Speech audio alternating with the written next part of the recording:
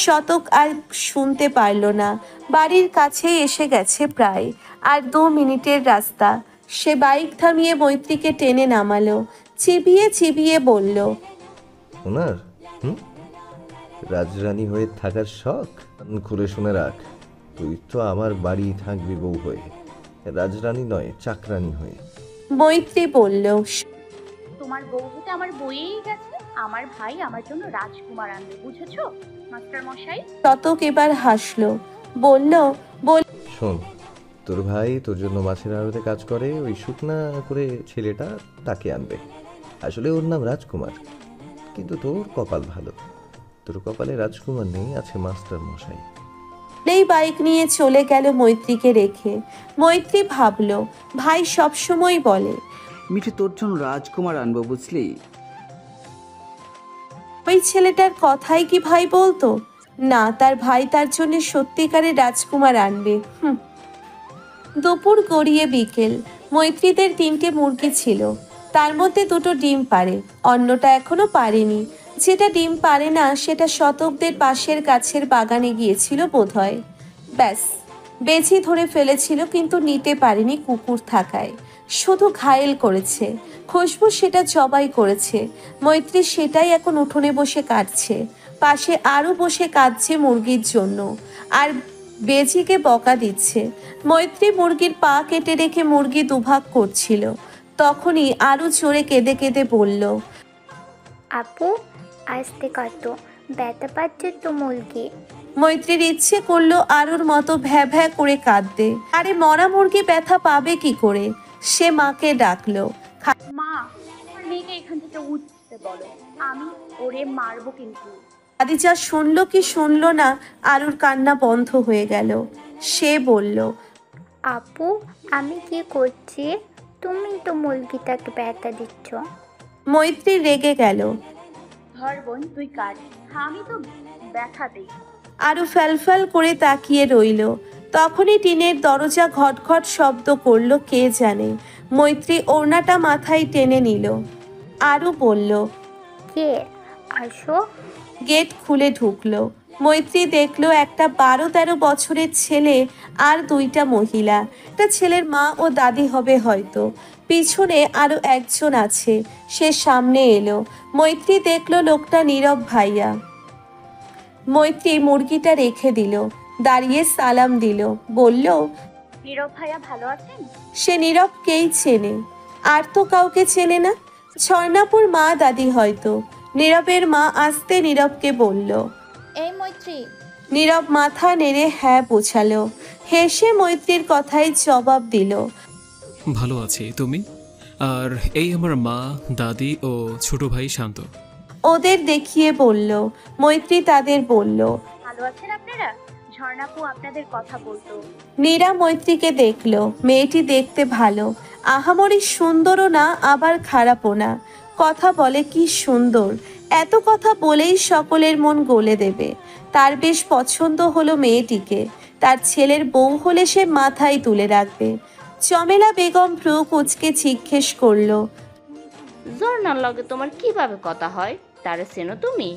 নীরব বলল, বুবু ঝর্ণা যেই কলেজে পড়ে, মৈত্রীও ওখানেই পড়ে। ওরা চেনে একে অপরকে অনেক আগে থেইকা। আরও ওদের সকলকে দিকে তাকিয়ে আছে, কাউকে চেনে না। সে মাকে জোরে বলল, মা দেখো, আপু অপরিচিত মালছেন সামনে কথা বলে, তুমি আপুকে বকা দাও। মৈত্রী চোখ রাঙালো। নীরব শান্ত ও নীরা হেসে ফেলল। চমেলা বানু তীক্ষ্ণ চোখে তাকিয়ে শান্ত বলল, আরে এই ফাড়া মাইকটা কে রে ভাই?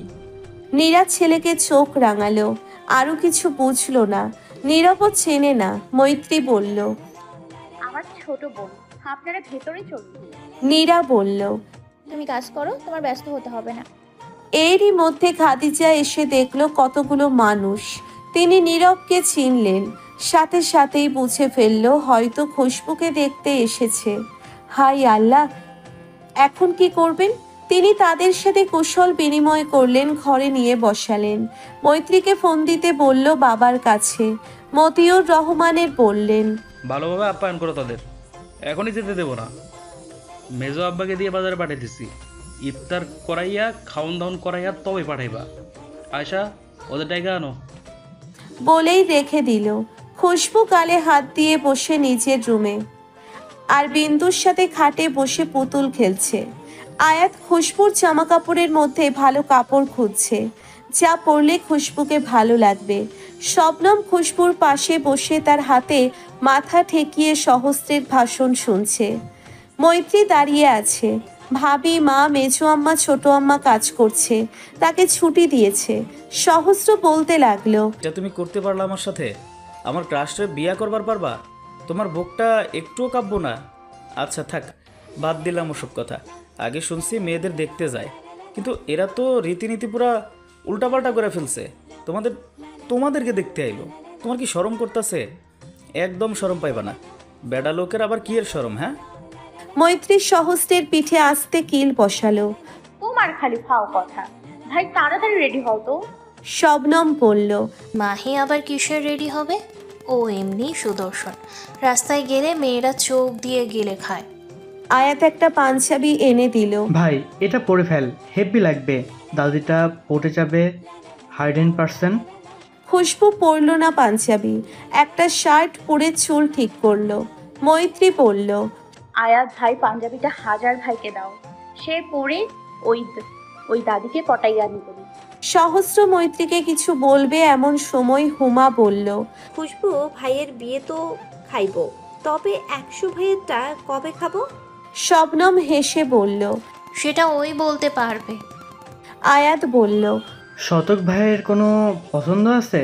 না, তোমরা পছন্দ করাই রাখছো।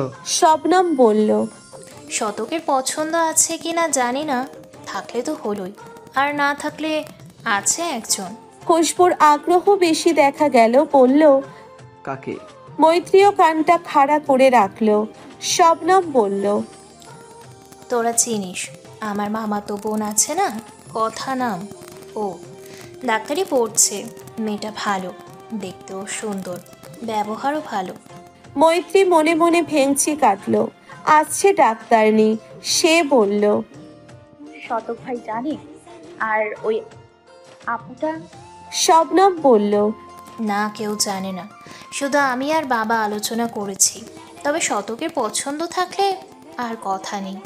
আফটার অল লাইফটা তার। খুশবু শুনে গেল, কিচ্ছু বলল না। সে তো জানে শতকের পছন্দ আছে। পছন্দ, ভালোবাসে সে তার বোনকে। কিন্তু ইফতারের সময় প্রায় হয়ে এসেছে। শতক বড় আমার কাছে বাজার দিয়ে বাড়িতে এসে গোসল করে রেডি হয়ে রওনা দিল ও বাড়িতে। বড় আপা তার উপর দায়িত্ব দিয়েছে যেন সব ঠিকঠাক হয়। সে আসতে পারবে না, ভিড় অনেক দোকানে, তার বাবাও আছে। ছোট আপা শুধু বাড়িতে। শতক গেট খুলে দেখলো বড় আম্মা, মা, ছোট আম্মা রান্না করছে। জ্যোতি ইফতারের জোগাড় করছে। মৈত্রী নেই কেন? সে গিয়ে জিজ্ঞেস করলো, বড় মা, মৈত্রী কোথায়? খাদিজা বেগম মাংস কষাচ্ছিল। তিনি শতকের দিকে তাকিয়ে বলল, মেহমানদের সাথে আড্ডা দিচ্ছে, বাচ্চাদের সাথে। কেন, কিছু লাগবো আব্বা? শতকের কপালে ভাঁজ পড়ল। মেহমান মানে ওই নীরব আর ওর মা দাদি। এখানে বড় আম্মা কাজ করে কুল পাচ্ছে না, আর মহারানী আড্ডা দিচ্ছে। শতক বলল, তোমরা একা একা কাজ করছো আর আপা ও মৈত্রী ওদের সাথে আড্ডা দিচ্ছে? আয়েশা বলল, আরে আমি বলছি ওদের সাথে আলাপ করতে, আর এইটুকু কাজ আমরা করে নেব। শাবনাম, মিঠু একটু মজা করো। বলে নিজের কাজ করতে লাগলো। শতকের ভ্রু কুঁচকে যায়। বাহ, ভালো কাজ করেছো। আপার কথা বাদ দিলাম, কিন্তু মৈত্রী, হুমা, ওখানে ওই গুন্ডা নীরবটা আছে না? কোন আক্কেলে তোমরা ওদের ওখানে আড্ডা দিতে দিয়েছো শুনি? বিবাহ লায়ক মেয়েকে তোমরা একটা অপরিচিত লোকের উপস্থিতিতে আড্ডা দিতে বলছো। তোমাদের আক্কেল কবে হবে শুনি? ধীরে ধীরে ঝুঁকে কথাগুলো বলল শতক। তার মেজাজ গরম হয়ে গেছে। খাদিজা বেগমের টনক নড়ল। সে তো অত ভাবেইনি। সে তড়িঘড়ি করে বলল, আবার ভুল হয়ে গেছে। আসলে এত কাজ, তার উপর মেহমানদের কাছে কেউ না বসলে হয়? তুমি ওদের একটু দায়িকা দাও। শতক ঘরে ঢুকে দেখলো ড্রয়িং রুমে বসে আছে সকলে। হি হি হা হা করে হাসছে সবাই। তার কাছে হাসিগুলো বিচ্ছিরি লাগলো। খুশবু চুপচাপ বসে। আয়াত ও সহস্র তাকে চুপচাপ থাকতে বলেছে। আরো বলেছে জোরে হাসা যাবে না, মুচকি হাসি দিতে হবে, বেশি কথা বলা যাবে না, ধীরে ধীরে হাঁটতে, সালাম দিতে, ব্লাবলা। সে বিরক্ত হয়ে বসে আছে। সহস্র, শান্ত আর আরও বিন্দু ঝগড়া করছে ও হাসছে। নীরব ও বড়রাও টুকটাক কথা বলছে। নীরব বলল, মৈত্রী আরও দেখতে কার মতো কত? মৈত্রী হেসে বলল, আপনি বলেন কার মতো হয়েছে? একদম তোমার মতো কিউট। শতক চোখ বড় বড় করলো। গুন্ডাটা দিনে দুপুরে ফ্ল্যাট করছে, ভাবা যায়? না, সহ্য করা যাচ্ছে না। সেজে এসে দাঁড়িয়েছে, কারো নজরে নেই। সহস্র বলল, কি যে বলেননি ভাই, কোথায় আমার সোনা বউ আরু আর কোথায় এই পেতনি? হ্যাঁ, মৈত্রী বলল, আমি সত্যি পেতনি হলে তোমার ঘাড় আগে মটকাইতাম হাজার ভাই। মানুষ রূপে যেরম কেলানি দিস বোন, পেতনি হইলে যে কি করতি আমি এখন উপলব্ধি কইরা, মানে তোর ভবিষ্যৎ জামাইয়ের কষ্টটা আমি উপলব্ধি করতে পারতেছি। মৈত্রী রাগার বদলে হেসে ফেলল। নীরব মৈত্রীর দিকে মুগ্ধ চোখে তাকিয়ে, আর শতক ক্ষুব্ধ চোখে। শতক বলল, মিঠু, হমু, তোদের মা ডাকছে, এক্ষুনি যা। নীরব বলল, মিঠুকে? শবনম বলল, মৈত্রীকে বাড়িতে সবাই মিঠু ডাকে। নীরা বললেন, ভালো নাম দিয়েছো তো। আর আমার মেয়েটাকে এরা দুই ভাই ফোয়ারা ডাকে, ভাবা যায়? খুশবু হঠাৎ ফিক করে হেসে ফেলল। ফোয়ারা, এটা একটা নাম হলো? সবাই খুশবুর দিকে তাকিয়ে। সহস্র চোখ পাকালো। খুশবু হাসি থামিয়ে নিল। ছোট ভাইরা চোখ পাকাচ্ছে, ভাবা যায়? এই নমুনাগুলো যাক দেখাবে মজা। মৈত্রী ও হুমা চলে গেল। মৈত্রী ভাইয়ের পাশে বসেছিল। শতক সেই জায়গায় গিয়ে বসলো। আরও এসে শতকের কোলে বসলো। 100 ভাই, আমার জন্য টিপস আনিছ?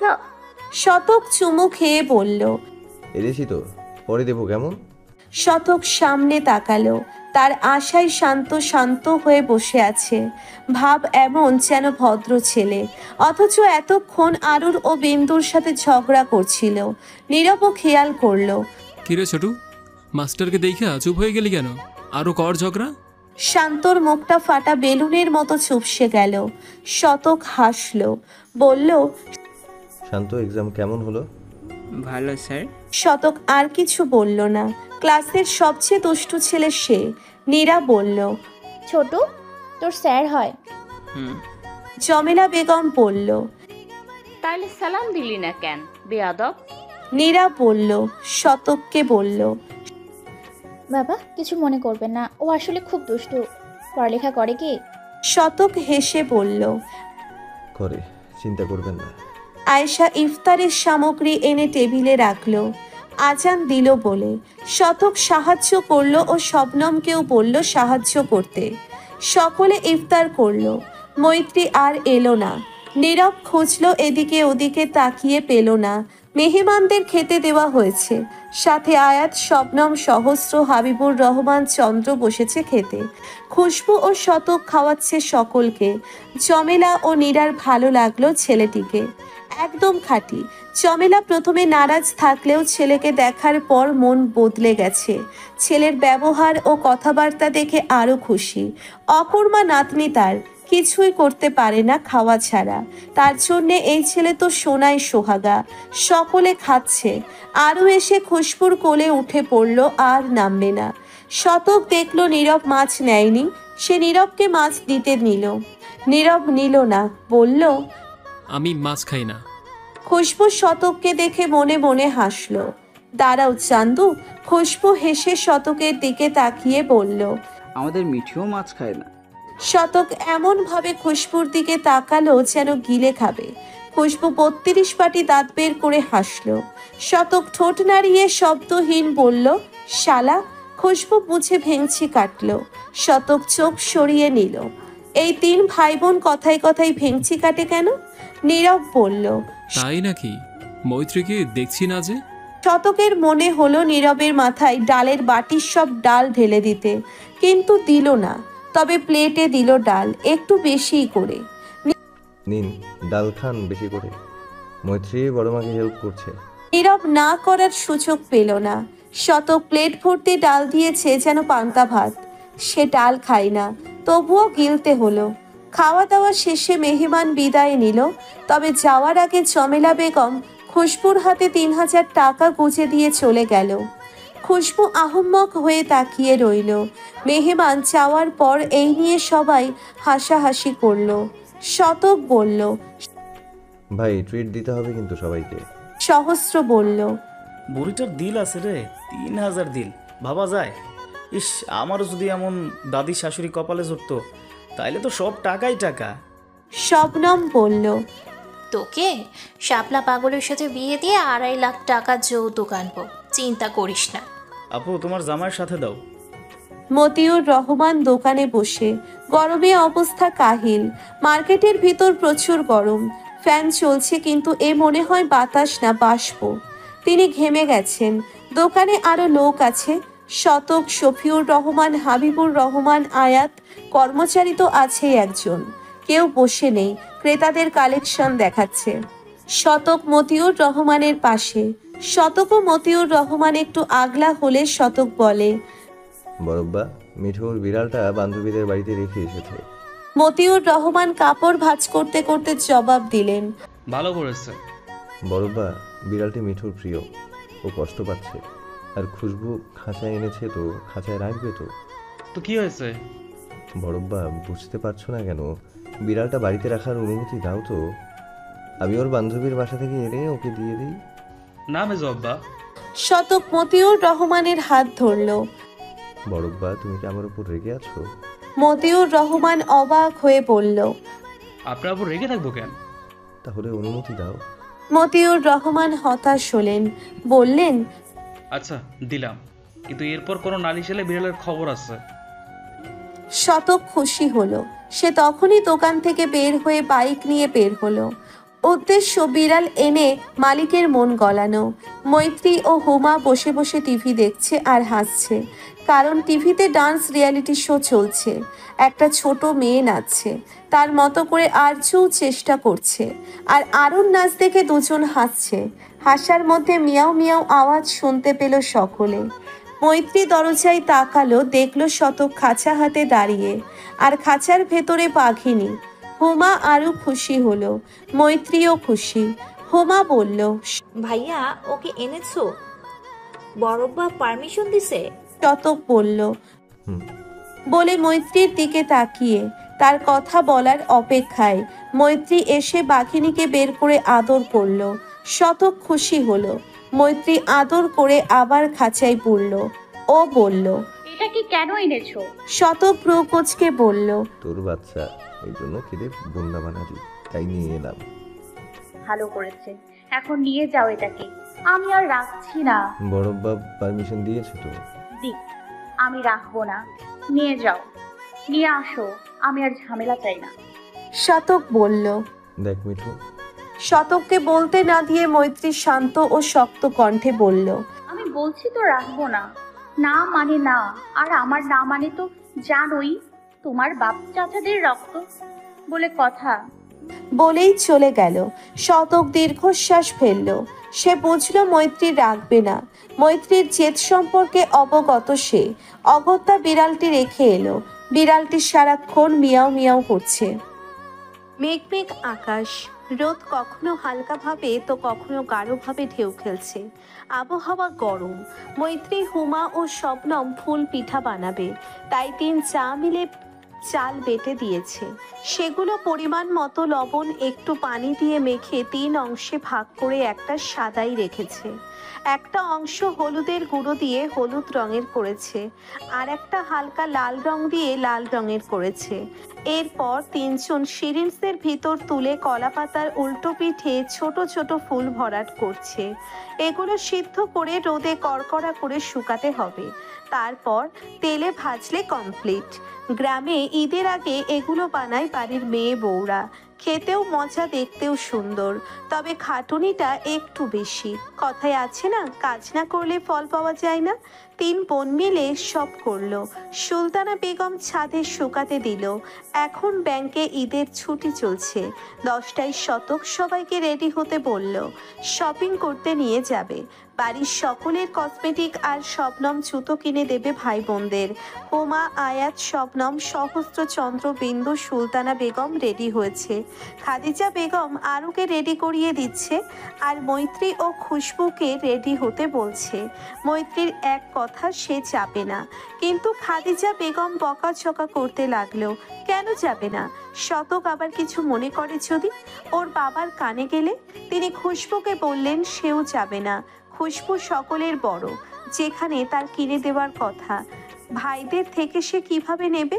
কিন্তু মা জননী বুঝলে তো। খাদিজা বেগম বলল, তোরা দুই ভাই বোন আমার হাতে মায়ের খাবি, যা তাড়াতাড়ি রেডি হ। ওরা শুনলে কি ভাববে, যে এখনো রেগে আছে? ছোট আরু বলল, আমার ভাইকে মারবে না, আপুকে মারলো। মৈত্রীর চোখ ছোট ছোট করে বলল, আমি তোর কিছু না। আরু বড়দের মতো বলল, হয়তো খুলে আনা বোন। খাদিজা বেগম হেসে আরুর গালে চুমু খেয়ে বলল, তোদের সব কয়টারেই খুঁটে আনছি বুঝছেন। আর খুশবু, মিঠু তাড়াতাড়ি রেডি হ। আরু গাল ফুলালো। খুশবু বলল, কেন, দুজনে যাবি? এর মধ্যেই শতক এলো। আরু ছুটে তার কাছে গেল, দেখলো বিন্দু কোলে, তাই ফিরে এসে ভাইয়ের কোলে উঠল। শতক তাড়া দিল, কিরে তাড়াতাড়ি বের হ, এখনো রেডি হোসনি কেন? এই মৈত্রী, যা বোরখা পরে আয়। খুশবু বলল, আমি যাচ্ছি। মিঠু যাবে না বলেছে, ওর মাথা ব্যথা। শতক দেখলো মৈত্রীকে মাথা ব্যথা নাকি তার সাথে না যাওয়ার বাহানা। সে বলল, দেখ মৈত্রী, ফালতু এক্সকিউজ বাদ দে, রেডি হ। মৈত্রী চট জলদি বলল, মাথা ব্যথা যাবো না, বুঝছি তো। খাদিজা বেগম ধমক দিল, মিঠু রেডি হ, কইতাছি নাকি মার খাবি?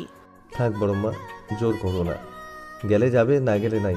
খুশবু, তুই আয় জলদি। বলেই হন হন করে চলে গেল শতক। তার সাথে তেরামি দেখে নেবে, সময় আসুক, অধিকার হোক আগে, তারপর কথা অমান্য করার ফল ভালো করে বোঝাবে। বাইরে অটোর পাশে দাঁড়িয়ে আছে সবাই, অপেক্ষা করছে খুশবু মৈত্রীর আসার। শতক এসে বলল, খুশবু আসছে, মৈত্রী যাবে না। হুমা বলল, কেন? গিয়ে শুনে আয়। শতক তেরা উত্তর দিল। ও এমনি মেজাজ বিগড়ে গেল। হুমার মুখটা চুপসে গেল। বেটা গোমরা মুখ। সহস্র আয়াত অটোতে বসে গেম খেলায় ব্যস্ত। শবনম ছেলেকে বকছে যেন দুষ্টুমি না করে। সুলতানা বেগমের কপালে গাঢ় ভাঁজ পড়ল। মৈত্রী এলো না, তার কথা মনে রেখেছে। তিনি গেলেন ডাকতে। শতক বলল, মা, দরকার নেই কাউকে জোর করে নিয়ে যাওয়ার। সুলতানা কিছু বলল না, এগিয়ে গেল। দেখলো মৈত্রী ও খুশবু আসছে, সাথে আরু। শতক যে বলল আসবে না, ভাবি বোধহয় বকাঝকা করে পাঠালো। মৈত্রী মন খারাপ করে রেডি হয়ে এলো ভাইয়ের সাথে।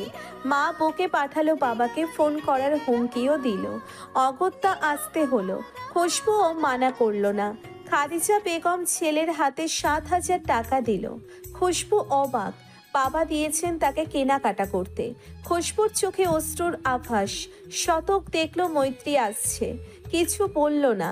অটোতে গিয়ে বসলো। কসমেটিক্সের দোকানে গিয়ে শবনম সবার কসমেটিক্স কিনলো। হুমা মৈত্রীকে জিজ্ঞেস করলো পছন্দ হয়েছে কিনা। ওরা মাথা নাড়ল, মানে হয়েছে। আর না হওয়ার চান্স কম, কেননা শবনমের পছন্দ মানে ফাটাফাটি।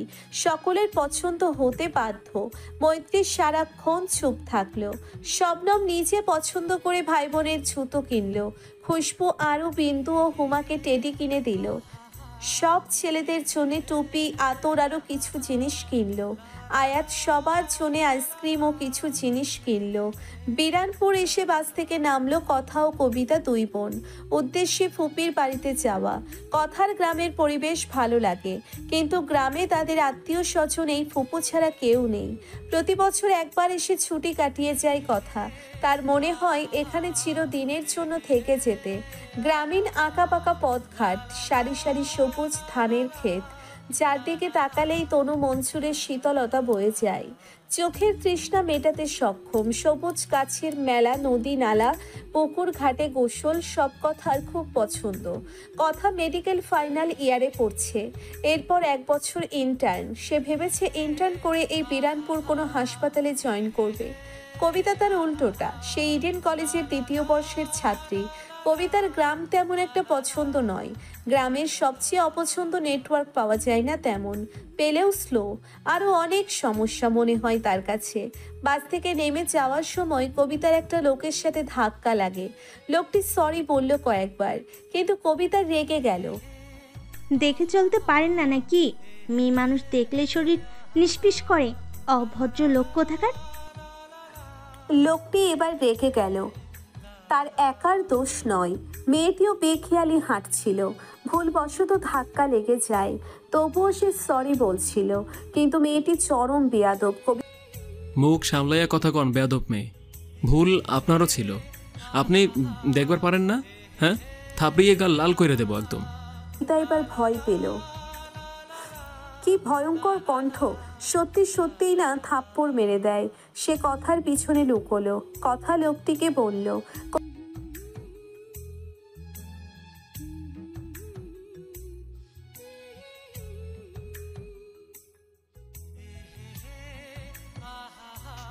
সরি, আসলে ওর মেজাজ গরম, প্লিজ রাগ করবেন না, ছোট মানুষ বুঝতে পারে নাই।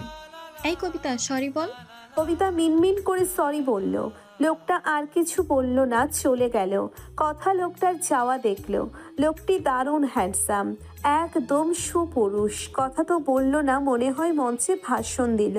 কথা বলল, সবসময় বেশি বেশি করিস। সরি সিস, চল দেরি হয়ে গেছে।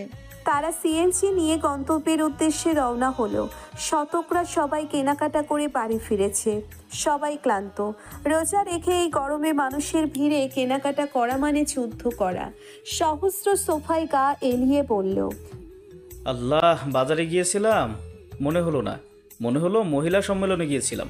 যাই হোক, বাংলাদেশে এত মহিলা মানুষ থাকতে আমি একটাও বউ পাই না, এখনো সিঙ্গেল হয়ে বেঁচে আছি।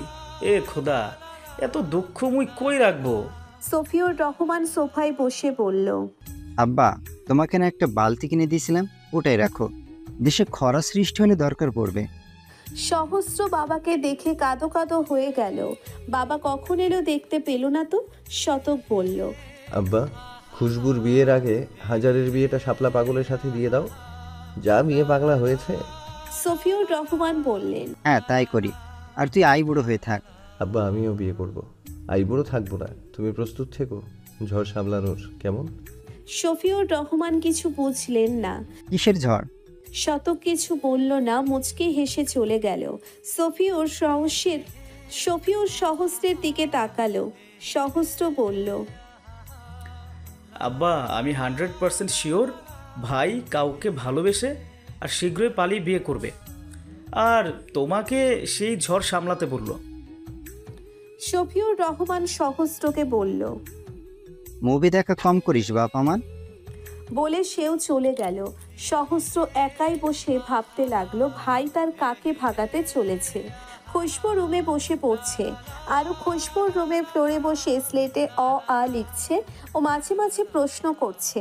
খুশবু এতে বিরক্ত হচ্ছে না, বরং তার ভালো লাগছে। পড়াশোনার মধ্যে একঘেয়েমি আসছে না। এবার আরও বলল, তুমি শুধু আমার ভাই।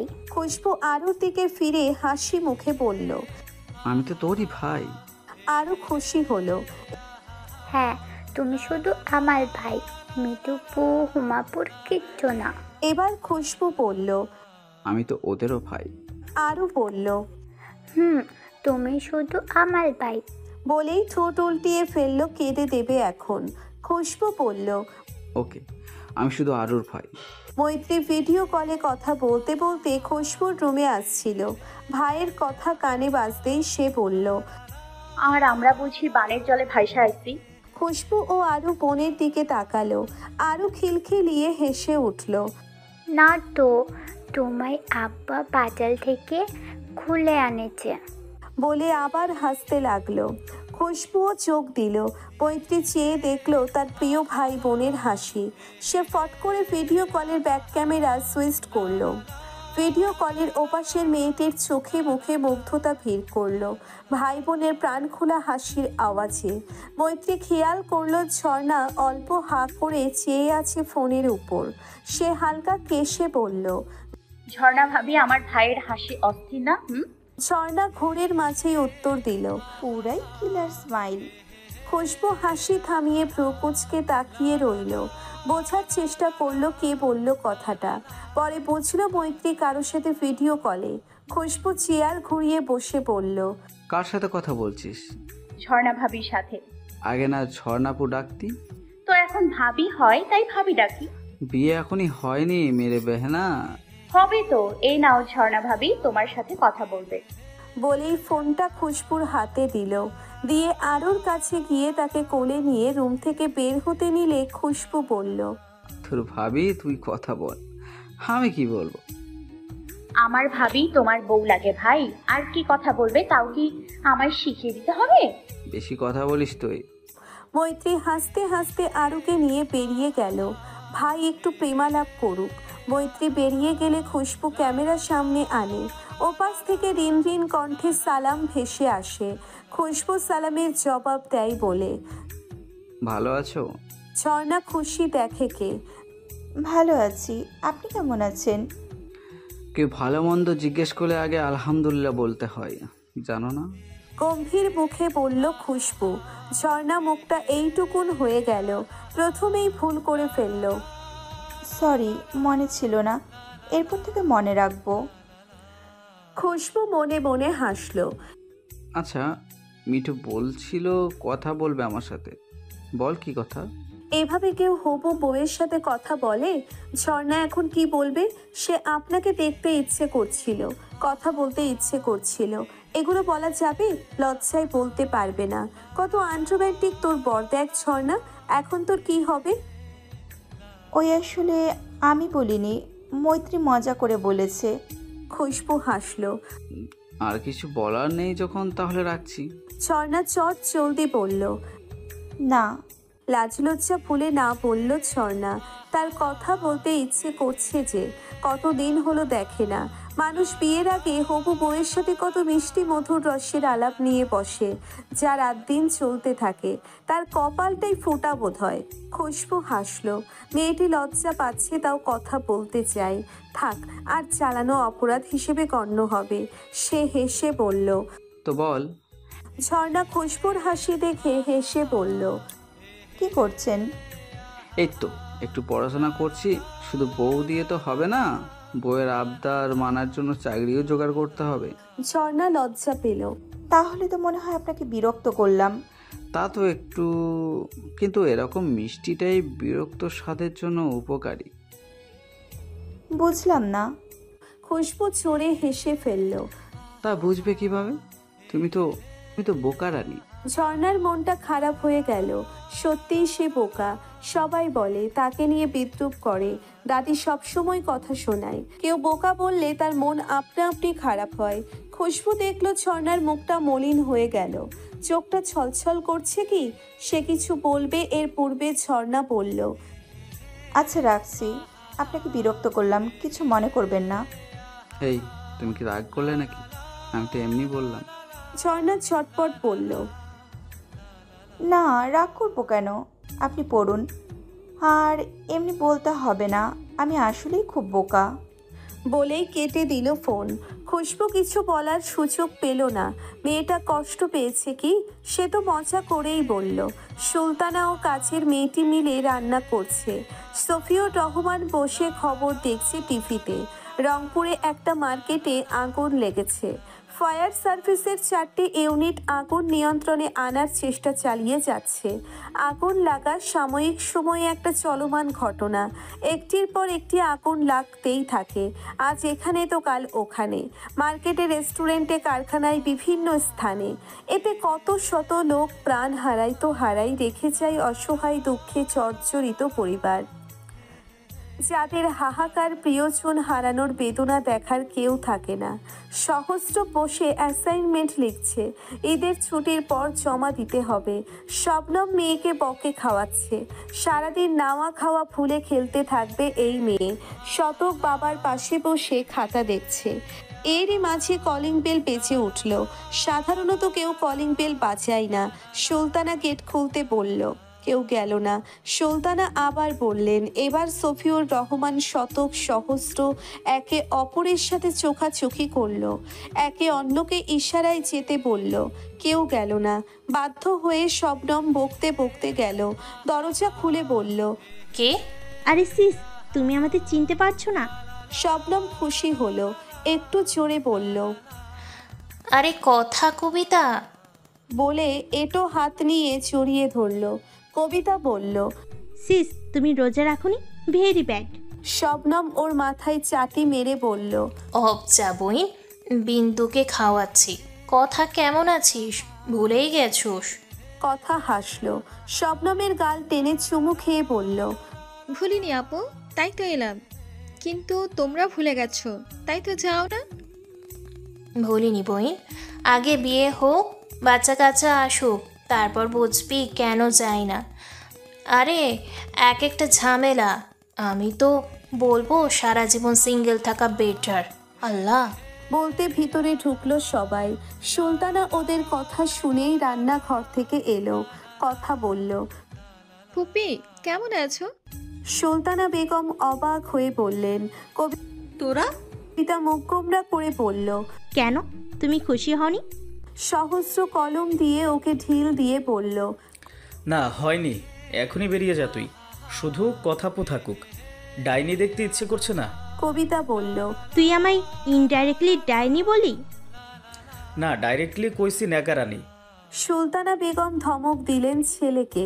আসতে না আসতেই ঝগড়া শুরু। কথা কবিতা, তোরা আসবি, আমাকে আগে বললি না কেন?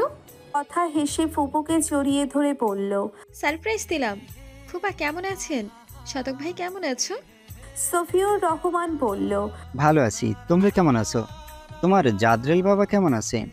কথা হাসলো। বাবা আর ফুপা দুই মেরুর মানুষ। ছোটদের মতো ঝগড়া করে। দুজন বন্ধু ছিল এককালে, এখনো আছে, শুধু বন্ধুত্ব দেখানোর ধরনটা চেঞ্জ হয়েছে। ভালো আছে আপনার বন্ধু? শতক বলল, তুমি কেমন আছো? কথা বাড়ির সকলে ভালো। সুলতানা বলল, এই তোর আগে ফ্রেশ হয়ে নি, পরে কথা বলিস। কত দূর থেকে জার্নি করে এলি রোজার দিন, যা। কথা কবিতা ফ্রেশ হতে চলে গেল। সুলতানা বেগম রান্না করতে লেগে পড়ল। কতদিন পর ভাইজি দুটো এলো, ভালো মন্দ খাওয়াতে হবে না। বাকিরা যার যার কাজে ব্যস্ত হয়ে পড়ল। জ্যোতি রান্না করছে, আয়েশা করতে দিবে না, ছোট মানুষ। কিন্তু জ্যোতি জোর করেই বলল, মা আমি পারবো, রান্না করেছি তো আগে, পারি আমি, আপনি চিন্তা করবেন না। হাবিবুর রহমান সোফায় বসেছিল। তিনি বললেন, জ্যোতি তুমি রাধো, প্রতিদিন একজনের হাতের খাবার খেতে খেতে বোর হয়ে গেছি, আজ ভিন্ন স্বাদ পাবো। জ্যোতি হাসলো। শ্বশুর শাশুড়ি বেশিরভাগ সময় টম অ্যান্ড জেরির মতো মিষ্টি মিষ্টি ঝগড়া করে। তার ভালো লাগে। এখনো কত ভালোবাসা তাদের মধ্যে। আয়াত ও খুশবু মতিউর রহমানের দোকানে বসেছে আজ। হুমা বলল, মা শুনেছো, আব্বা তোমার হাতের রান্নাকে বোরিং বললো। আদায় যখন বোরিং লাগে তার, তো তাকেই নিজের হাতে রান্না করে খেতে বলিস। হাবিবুর রহমান হাসলো। নিজের রান্না করতে হবে না, আমাকে সুস্বাদু খাবার খাওয়ার জন্য আমার আম্মা আছে, বুঝলে? জ্যোতি হাসলো। তখনই মৈত্রী ও আরু এলো। আরু বলল, ছোটাব্বু তোমরা ঝগড়া করছো কেন? বলেই হাবিবুর রহমানের কোলে ঝাঁপিয়ে পড়ল। হাবিবুর রহমান কোলে নিয়ে আদর করলো আরুকে। আমার পিচ্ছে আম্মা রোজা রেখেছে। আরু মাথা নাড়ল, মানে হ্যাঁ রেখেছে। আয়েশা বলল, সেহরি কখন খাইলেন শাশুড়ি আম্মা? আরু তার সম্মোহন শুনে হেসে ফেলল, জবাব দিল হাসি মুখে, একটু আগে। আরও টুকটাক কথা বলতে লাগলো তারা। মৈত্রী জ্যোতির কাছে চলে এলো। হুমা তার পিছু পিছু এলো। মৈত্রী দেখলো জ্যোতি রান্না করছে। মৈত্রী ক্যাবিনেটের উপর বসে বলল, ভাবি? জ্যোতি বলল, হুম, তোমার থুতনিতে ওইটা কিসের দাগ? মনে হচ্ছে কেউ কামড়ে দিছে। জ্যোতির মুখটা লাল হয়ে গেল। কই না তো, কামড় দেয়নি কেউ। মৈত্রী, দেখ তো ছোলায় ময়দা আরো দেবো নাকি? মৈত্রী ও হুমা মিটমিট করে হাসতে লাগলো। ভাবি কথা ঘুরাচ্ছে, কিন্তু তারাও কম না। হুমা বলল, ভাবি কথা ঘুরাইও না তো, বলো ব্যথা লাগে? জ্যোতি বুঝলো দুই বোন তার খিল্লি উড়াচ্ছে। সে নিজেকে সামলে নিল, বলল, তোমরা যা জানতে চাচ্ছ সেসব জানতে হলে আগে বিয়ে বসতে হবে, তারপর জামাইয়ের থেকে জেনে নিও, কেমন? মৈত্রী লজ্জা পেল। হুমা দৌড়ে চলে গেল, তবে মৈত্রী দমল না। ফিসফিসিয়ে বলল, আগে জানলে অভিজ্ঞতা বাড়বে, বুঝবার পারছো তো? কথা না ঘুরাইয়া সরাসরি বলবার পারো। আয়াত ভাই আদর করছে, তোমার নিজের জামাই আদর করছে, এতে এত লজ্জা পাওয়ার কি আছে? জ্যোতির জবান বন্ধ হয়ে গেল। ওরা কথা বলতে এত ডুবেছিল যে রান্নাঘরে কেউ ঢুকেছে তা বুঝতে পারেনি। তোর তো দেখছি জামাইয়ের আদর নিয়ে খুব আগ্রহ। জামাই দরকার বুঝি? বড়ব্বাকে বলে ব্যবস্থা করছি, কি বলিস? জ্যোতি ও মৈত্রী দুজনেই চমকে উঠল। পেছনে ফিরে দেখল শতক বুকে হাত গুজে দেওয়ালের সাথে হেলান দিয়ে আছে। জ্যোতি বেশ লজ্জায় পড়ল। সম্পর্কে বড় ভাসুর তার, কি না কি শুনে ফেলল। সে তড়িৎ ঘুরে ছোলা নাড়তে লাগলো। মৈত্রীর চোখগুলো রসগোল্লার ন্যায় বড় হলো, যে কোনো সময় বেরিয়ে আসবে। ইস, কি লজ্জা লজ্জা! এখন বের হবে কিভাবে এখান থেকে? শতক মৈত্রীকে ওভাবে তাকিয়ে থাকতে দেখে ভারী মজা পেল। একটু মজা দেখানো যাক। কি লাগবে? একটু থেমে পিছনে তাকিয়ে দেখলো না কেউ নেই। জ্যোতিকে বলল, জ্যোতি 5 মিনিট তোমার চোখ কান একটু বন্ধ রাখো প্লিজ। খবরদার পেছনে ফিরবে না, পেছনে অর্ডার। জ্যোতি ফিরল না, তবে সে ভাবতে লাগলো পিছনে কি হচ্ছে। মৈত্রীর চোখ পুনরায় বড় বড় হয়ে গেল। কি করবে এই লোক? একদম খুশি মেরে নাক ফাটিয়ে দেবে। শতক মৈত্রীর রিয়াকশন দেখে হাসলো। সোজা হয়ে মৈত্রীর দিকে 2 পা এগোলো। মৈত্রী 3 পা পিছিয়ে রান্নাঘরের জানালার সাথে আটকে গেল। শতক আরও 1 পা এগিয়ে জানালায় 1 হাত রেখে খানিকটা ঝুঁকলো। দুজনের মধ্যে দূরত্ব 2 হাত। শতক বলল, তো তোর জামাই ও জামাইয়ের আদর লাগবে? মৈত্রী ঘামতে শুরু করলো। আমি সেটা বলিনি। আর ছোট মেয়েদের কথা শুনতে লজ্জা লাগে না? শতক হেসে বলল, ছোটদের এসব কথা বলতে লজ্জা লাগে না? দেখো শতক ভাই। শতক তাকে থামিয়ে আরেকটু কাছে এসে ধীমে কণ্ঠে বলল, রোজার দিনে দেখতে পারবো না, আগে বিয়েটা করতে দে। উপরে নিচে সামনে পেছনে সব দেখবো, শুধু দেখবো না আর অনেক। You know what I want to say? জ্যোতির হাত থেকে খুন্তিটা পড়ে গেল শব্দ করে। কি বলল এসব? সবারই নিষিদ্ধ জিনিসের প্রতি কৌতূহল একটু বেশি। জ্যোতির ক্ষেত্রেও সেটাই হয়েছে। আরে বাবা, ছোট কিচেন রুম, আর কান কি বন্ধ করা যায়? আর জ্যোতি তো কানটা আর একটু খাড়া করেছিল দুজনে ধীরে ধীরে কথা বলায়। কিন্তু হায় খোদা, এ কি শুনলো? মৈত্রীর কানে মনে হয় কেউ গরম কিছু ঢেলে দিয়েছে। ছোট জীবনে এত লজ্জা সে বোধ হয় আগে পায়নি। এখন কি বলবে? গলা শুকিয়ে কাঠ হয়ে গেছে। জ্যোতি ভাবির খুন্তি পড়ার আওয়াজ শুনে অসহায় হয়ে গেল। ভাবি কি শুনতে পেল? লজ্জায় বোধ করি জ্ঞান হারাবে। সে ছুটে পালাবে ভাবলো, কিন্তু হায়, ভাগ্য সহায় হলো না। পা মুচকে কেবিনেটের উপর কোমর পড়ল। মনে হয় কিছু গেঁথে গেল। পাটা মনে হয় ভেঙে গেল। ও মা বলে হালকা আওয়াজে চিৎকার দিয়ে পড়ে গেল ফ্লোরে। শতক এখনো ঘরে কি হয়ে গেল? সে ঘর থেকে বের হলো মৈত্রীর কান্নার আওয়াজে। যদি বুঝে উঠতে পারছে না কি হলো। শতক নিচে বসে মৈত্রীকে ধরল। এই মিঠু, পড়ে গেলি কিভাবে? বেশি ব্যথা পেয়েছিস? এই মিঠু, উঠ। বলতে বলতে তার গলা কেঁপে উঠল। মৈত্রী কাঁদছে, বেশি ব্যথা পেয়েছে। মৈত্রী উঠতে পারছে না, পা নাড়াতেই পারছে না। কোমর মনে হয় অসাড় হয়ে আসছে। মাথাটা ভো ভো করছে। চোখ অন্ধকার হয়ে আসছে। কান্না করতে করতে কোনো মতে বলল, পা নাড়াতে পারছি না, এখানে ব্যথা করছে খুব। বলেই কোমরের এক পাশে দেখালো। শতক ফ্লোরে বসে পড়ল। মৈত্রীকে একটু উপরে তুলে নিল। মৈত্রী আর শক্ত হয়ে থাকতে পারল না। শতকের বুকে মাথা রেখে শরীর ছেড়ে দিল। ব্যথায় অসহ্য হয়ে উঠেছে। শতক এক হাত মৈত্রীর দেখানো জায়গায় রাখলো। ভেজা অনুভব হচ্ছে। সে ঢোক গিলল। মনে হচ্ছে সে অজ্ঞান হয়ে পড়বে।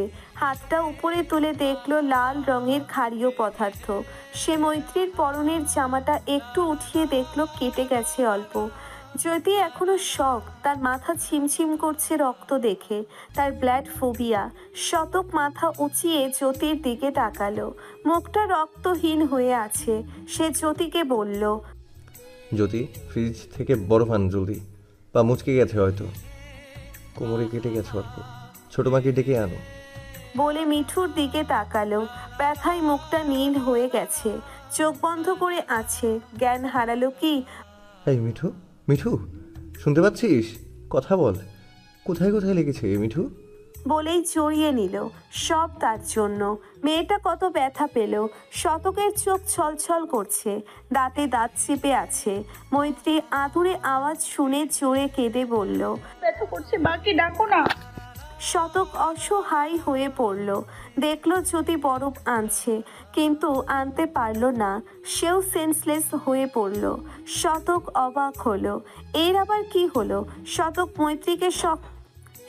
মৈত্রীকে শক্ত করে জড়িয়ে ধরে ছোট মাম্মাকে ডাকতে লাগলো জোরে। দরজা বন্ধ থাকায় আওয়াজ বাইরে যায়নি বোধহয়। ড্রয়িং রুমে হাবিবুর, আয়েশা, হুমা সহস্র কথা ও কবিতা আলাপ করছিল। এরই মধ্যে শতকের ডাক কানে আসায় আয়েশা কিচেনে গেল। গিয়ে অবাক, জ্যোতি মেঝেতে পড়ে। শতক মেঝেতে বসে মৈত্রীকে চড়িয়ে। মৈত্রী এখনো জ্ঞান হারায়নি। মা মা করছে ধীরে ধীরে। আয়েশা উদ্বিগ্ন হয়ে জিজ্ঞেস করলো, কি হয়েছে ওদের? শতক কাঁপা কাঁপা গলায় বলল, মিঠু পা মুচকে ক্যাবিনেটের উপর পড়ে গেছে। কোমরে অল্প লেগেছে, রক্ত বের হচ্ছে। তোমার ছেলের বউকে বরফ আনতে বললাম, সেও পড়ে গেল। আয়েশার সিরিয়াস মুহূর্তেও হাসি পেল। এটা তার একটা বদ অভ্যেস। শতক কাঁদো কাঁদো হয়ে আছে ছোট বাচ্চাদের মতো। মনে হয় এখনই কেঁদে দিবে। সে মৈত্রীর পাটা দেখে বলল, তুই কাঁদছিস কেন? কই কাচ্ছি? নাক টেনে বলল শতক। আয়েশা তার হাসি আটকাতে পারল না। বলল, নাক টানছিস যে? শতক হতাশ হলো। মৈত্রীটা ব্যথা পাচ্ছে আর ছোট আম্মা হাসছে। মিঠু ব্যথায় যাচ্ছে আর তুমি হাসছো? আয়েশার টনক নড়ল। উঠে ব্রিজ থেকে বরফ আনলো ও সবাইকে ডাকলো। বরফ পায়ে দিল। জ্যোতির দিকে তাকালো। ভয় পেয়ে জ্ঞান হারালো কি? ততক্ষণে সকলে এসে পড়ল। হাবিবুর রহমানও সকলে অবাক। জিজ্ঞেস করলো, শতক কি হয়েছে মিঠুর? আর জ্যোতিমা পড়ে আছে কেন? শতক বলল, ছোটব্বা, পরে বলবো, আগে বড় মাকে ডেকে পাঠাও। আর কথা, তুমি একটু দেখো তো মিঠুকে। আর হাজার জ্যোতির চোখে পানি দে, শুধু সেন্সলেস হয়ে পড়েছে। সহস্র জ্যোতির কাছে গেল। হাবিবুর রহমান পানি দিল তার চোখে। হুমায়রা বড় আম্মাকে ডাকতে গেল। কবিতা দাঁড়িয়ে দেখছে সব। মৈত্রী সব শুনছে, ব্যথায় কাহিল। কথা বলতে পারছে না। কথার নাম শুনে কিছু মনে পড়ল। শতককে শক্ত করে জড়িয়ে বুকে মুখ গুজল। এতক্ষণ শতক ধরলেও সে ধরেনি। কিন্তু কথা মৈত্রীর কাছে বসে পড়ল। শতক বলল, পা মুচকে গেছে বোধহয়, কোমরে কেটে গেছে, রক্ত ঝরছে অল্প। কথা বলল, ওকে শোভায় বসাও, পানিতে পা ভিজিয়ে দাও, আর আমি কোমরে ব্যান্ডেজ করে দিচ্ছি। কবিতা, আমার ব্যাগ থেকে ফার্স্ট এডের বক্সটা আনতো জলদি। শতক দেরি করলো না। মৈত্রীকে ছাড়িয়ে কোলে নিতে চাইলো, কিন্তু মৈত্রী ছাড়ছে না। আরো শক্ত করে ধরে মা মা বিড়বিড় করছে। শতক ছাড়িয়ে নিয়ে কোলে তুলে ড্রয়িং রুমের সোফায় বসালো। মৈত্রী জোরে কেঁদে উঠল। কোমরে লাগলো। শতক নিজেও বসে এক হাত পিঠে দিয়ে ওর মাথাটা বুকে রেখে জড়িয়ে ধরল। কিন্তু মৈত্রী অজ্ঞান, শরীর ছেড়ে দিয়েছে। শতক বলল, মিঠু, এই মিঠু, কি হলো? কথা, অজ্ঞান হয়ে গেল? কথা আয়েশার আনা বোলের পানিতে মৈত্রীর পা ডুবিয়ে দিল। জামা তুলে জায়গাটা পানি দিয়ে পরিষ্কার করতে লাগলো। যদি চোখ খুলে দেখলো সহস্রও তার শ্বশুর মশাই তার দিকে তাকিয়ে। সে চোখ পিটপিট করে মনে করার চেষ্টা করলো কি হয়েছিল তার সাথে।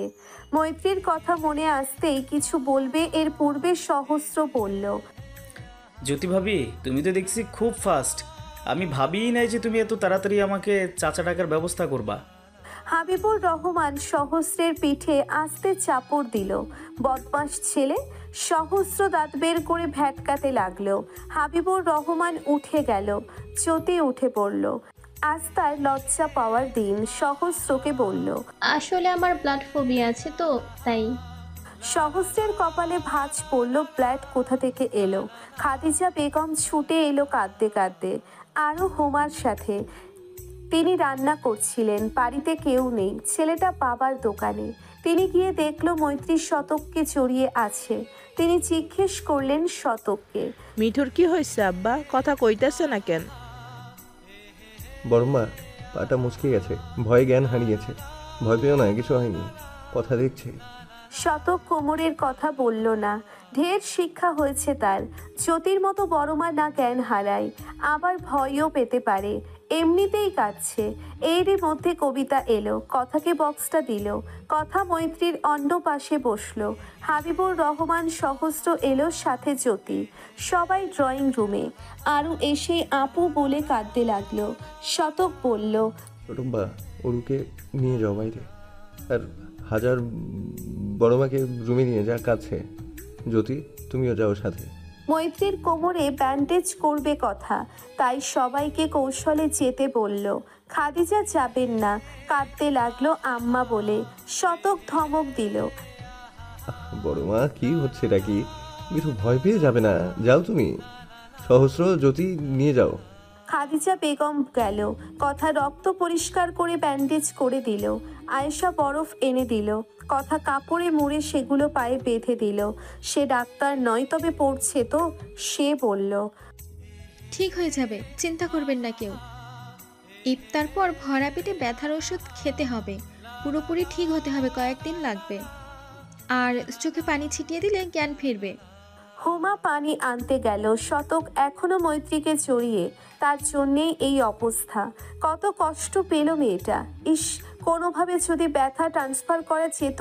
কবিতা দাঁড়িয়ে শতকের কাণ্ড দেখছে। এখনো জড়িয়ে রাখতে হবে। এই আন্টিটা তো আছেই, সেই ধরলে হতো।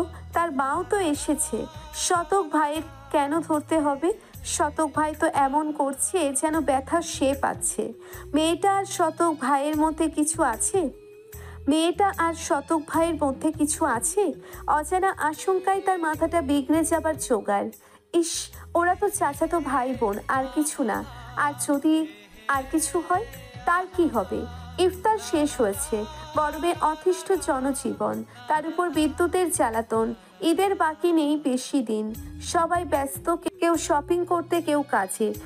এর মধ্যেই এই লোডশেডিং সকলকে বিরক্ত করা। অনেকে ইচ্ছে মতো ঝাড়ি দিতে ভুলে না। তালুকদার বাড়িতে আবার বিদ্যুতের ভ্রমণ নিয়ে কোনো আপত্তি নেই। আইপিএস আছে না, ফ্যান লাইট সব চলে, তো সমস্যা কোথায়? ঝর্ণা বসে আছে মন খারাপ করে। মাহিদের সাথে কথা বলার পর থেকেই এই হাল। তার উপর তাদের ওয়াজ আছেই তো। মায়ের কানে ঢালছে আজ বাদে কাল বিয়ে হয়ে যাবে, অথচ বাড়ির কাজে অষ্টরম্ভা। বিয়ের পরের দিনই না শাশুড়ি বের করে দেয়। না আছে সুরত, না গুণ, বোকার হদ্দ, ইত্যাদি ইত্যাদি। ঝর্ণার মনটা আরো পিছিয়ে উঠল। ঝর্ণার মা ভাতের প্লেট এনে মেয়ের সামনে বসলো। ঝর্ণা মাকে দেখলো মুরগির মাংস দিয়ে ভাত মাখাচ্ছে। মাখিয়ে এক নলা করে ঝর্ণার মুখে পুড়ে দিল। ঝর্ণা চিবুতে লাগলো। খিদে পেয়েছিল তার। দাদির চেঁচামেচিতে আর খেতে মন চাইছিল না। আচ্ছা, মায়েরা সব বুঝে যায়। মীরা মেয়েকে বললেন, মন খারাপ আমার মায়ের? ঝর্ণার চোখে অশ্রু ভিড় করলো। নিজেকে সামলিয়ে বলল, না তো। মীরা মেয়ের মন খারাপ বুঝলেন। মেয়েটি তার মতো সহজ সরল। কারো প্যাচকোচ বোঝে না, অন্যদের ভাষায় বোকা। তিনিও এই কথা শুনে আসছে আদ্য থেকে। শাশুড়ির কটূক্তি, প্রতিবেশীর চাটুকারিতা, কত কিছু সহ্য করেছে। তবে স্বামী নামক লোকটার ভালোবাসা সব কষ্ট ভুলে দিয়েছে। ছায়ার মতো পাশে থেকেছে। তার মেয়ের সাথে কি হবে? মাহির ছেলেটা এই ননির পুতুলকে ভালোবাসবে তো? ছায়ার মতো পাশে থাকবে? ভালোবাসার চাদরে মুড়িয়ে রাখবে তো? যেই যাক বলুক, আমি জানি আমার মেয়ে কেমন। অন্যদের কথায় কান দিতে নেই, বুঝেছিস? আমি দিতাম আগে, অনেক ঠকেছি, কিন্তু এখন একটু হলেও বুঝতে পারি কে কেমন। থেমে গেলেন তিনি। একটু পর মেয়ের মুখে লোকমা দিয়ে বলতে শুরু করলেন, তো শ্বশুরবাড়ির লোকগুলো ভালোই দেখলাম, শাশুড়িটা বেশ ভালোই লাগলো। মায়ের ছেলেটা ভদ্র ও শান্তশিষ্ট, আর তুই তো অরুণচণ্ডী। শোন, তার কথা মতো চলবি, যা বলি তাই করবি, কখনো অসম্মান করবি না। আর চিন্তা করবি না, সবাই সব কিছু পারে না, সবারই দুর্বলতা থাকে। কাজ পারিস না তো কি হয়েছে, শাশুড়ি থেকে শিখে নিবি। তিনি বকলে আম্মা আম্মা ডেকে বলবি, আম্মা শিখিয়ে দাও না। বলেই হাসতে লাগলো। ঝর্ণা লজ্জা পেল না, মাকে জড়িয়ে ধরে কাঁদতে লাগলো। মায়ের থেকে দূরে থাকবে কি করে সে? কে তুলে খাওয়াবে, বকবে, কান মুলে দিবে? কে আদর করবে? নিজের আপন পরিবার ছেড়ে অচেনা জায়গায় কিভাবে থাকবে? মেয়েদের জীবনটা এমন কেন? দোকান বন্ধ করে মতিউর রহমান, খুশবু ও আয়াত বাড়ি ফেরে। মতিউর রহমান ও খুশবু বাড়িতে গিয়ে মৈত্রীর ঘটনা শুনল। মতিউর রহমান খাদিজাকে বকছে। আগে কেন জানানো হয়নি তাকে? তার আম্মাটা কত কষ্ট পাচ্ছে। শতকার বাড়ি যায়নি, এখানেই রয়ে গিয়েছিল। বাড়িতে ছেলে মানুষ নেই, মৈত্রীটা অসুস্থ। ঈদের সময় বড় আব্বা বাড়ি ফিরে দেরি করে। কখন কি হয় বলা তো যায় না। সে মতিউর রহমানের উদ্দেশ্যে বলল, বড়ব্বা, আমি মানা করে দিয়েছি তোমাদের জানাতে। ঈদের সময় দোকানে বেচাকেনা ভালো, আর তোমরা আসলে তো আর মৈত্রীর ব্যথা কমে যাবে না। মতিউর রহমান সাথে সাথে বলল, মেজো আব্বা দোকানের বেচা কিনা গোল্লাই যাক, আমার আম্মা ব্যথা পাইছে আর আমি আসবো না? সব জায়গায় লাখ খুঁজবো? হ্যাঁ, আগে আমার পরিবার। খুশবু পাশ থেকে বলল, আমায় অন্তত কল করে জানান দরকার ছিল শতক। মিঠুটা কত আঘাত পেল, নিশ্চয়ই অনেক কাঁদছিল। শতক হাসলো। এই জন্যই তোমাদের বলিনি মিশন করে রোগী বানানো দরকার। আমি ছিলাম, তারপর ছোটব্বা ছিল, নাকি আমার উপর ভরসা নেই? আর বড়ব্বা, আপনার আম্মা ঠিক আছে, এখন ঘুমোচ্ছে। ভরসা আছে মেজো আব্বা আপনার উপর, তবুও বাপের মন তো। আপনি বাপ হন, তারপর বুঝবেন। মতিউর রহমান শান্ত হয়ে বসলেন। বলেই মলিন হাসলো। খুশবু বোনের ঘরে চলে গেল। খাদিজা কান্না করতে করতে খাবার বাড়তে চলে গেল। শতক মনে মনে বলল, আগে তো মেয়েকে দাও, তারপর না হয় বাপ হব। তোমরাও নাতি নাতনির সাথে খেলার সুযোগ পাবে। মতিউর রহমান বললেন, ডাক্তার দেখাইছেন আমারে? আমার মামাতো বোন আছে না, কথা ডাক্তারি পড়ছে ফাইনাল ইয়ারে, ও দেখেছে। কাল ডাক্তারের কাছে নিয়ে যাবনি আমি, চিন্তা করো না। আমিও যাব। তোমার দোকান রাখেন, আপনার দোকান। আমার আম্মার ডাক্তার দেখানো আগে। এত কষ্ট করে দোকানদারি কার জন্য করি? হ্যাঁ। শতক কিছু বলল না। বড় আব্বার মনের অবস্থা বুঝতে পারছে সে। হাসপাতালে ভিড় সারাক্ষণই থাকে। হাসপাতালে আসলেই মনে হয় একটা সুস্থ শরীরের কাছে টাকা পয়সা সব অসহায়। কারো কারি টাকা থাকলেও সে অসুস্থ হলে তার জীবনের আনন্দ কতটুকু স্থায়ী?